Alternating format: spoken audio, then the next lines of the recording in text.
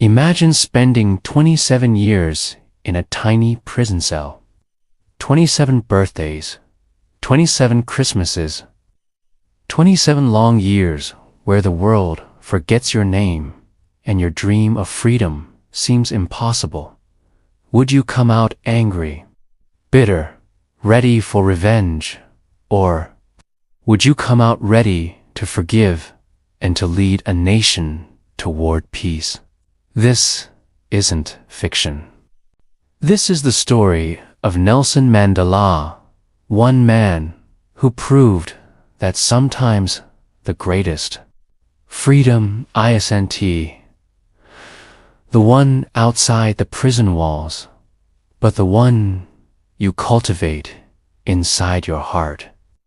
South Africa, mid-20th century. A land divided by apartheid, a brutal system of racial segregation that denied basic human rights to the majority. Mandela stood against it. He spoke, he organized, he fought for justice. But the cost of defying such a system was severe. In 1962, Mandela was arrested and soon after sentenced to life in prison. His new home, Robben Island.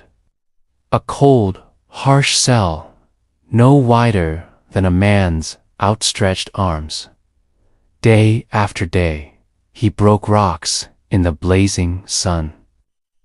Letters from his family were rare, censored, time blurred. Many thought the regime had silenced him forever. But here's the paradox. Instead of breaking Mandela, prison forged him. While his body was confined, his spirit stretched wider. He read, he studied law, he debated with fellow prisoners. He practiced patience, resilience, and most of all forgiveness. Mandela once said, "Resentment is like drinking poison and then hoping it will kill your enemies." So in that tiny cell, he made a decision. He would not let hatred define him. Outside the prison walls, South Africa was boiling. International pressure mounted. Protests grew louder. The injustice of apartheid could no longer be hidden. Finally, in 1990, after 27 years, Mandela walked free. He could have emerged bitter, ready to unleash vengeance. But instead, he chose reconciliation. Just 4 years later, he became South Africa's first black president. Not through bloodshed, but through ballots, unity, and forgiveness. Psychologists call this the paradox of suffering. The very experiences that crush some people can transform others.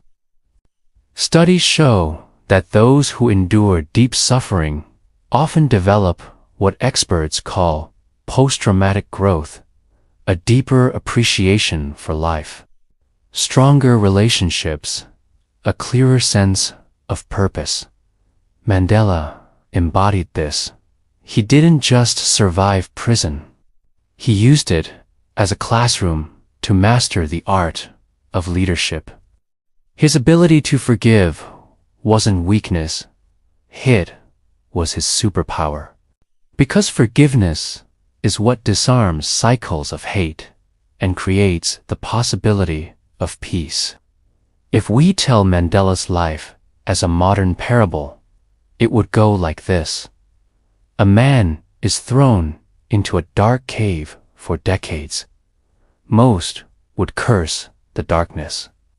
But this man decided to light a candle and then another, until, even from inside the cave, his light could be seen by the world outside. When the cave door opened He didn't emerge with fire to burn his enemies. He emerged carrying the same light to guide an entire nation out of its own darkness.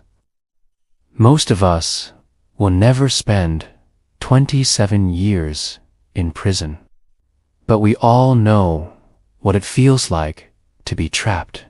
Trapped in anger, trapped in resentment, trapped in an unfair situation. The question Mandela's story asks us is this: will you let your pain define you, or will you let it refine you? Because true freedom isn't just walking out of a prison cell. True freedom is walking out without chains on your heart. Nelson Mandela showed us that the greatest power isn't found in revenge, but in forgiveness. The strongest leaders are not those who destroy their enemies, but those who turn them into partners. So here's the invitation for you.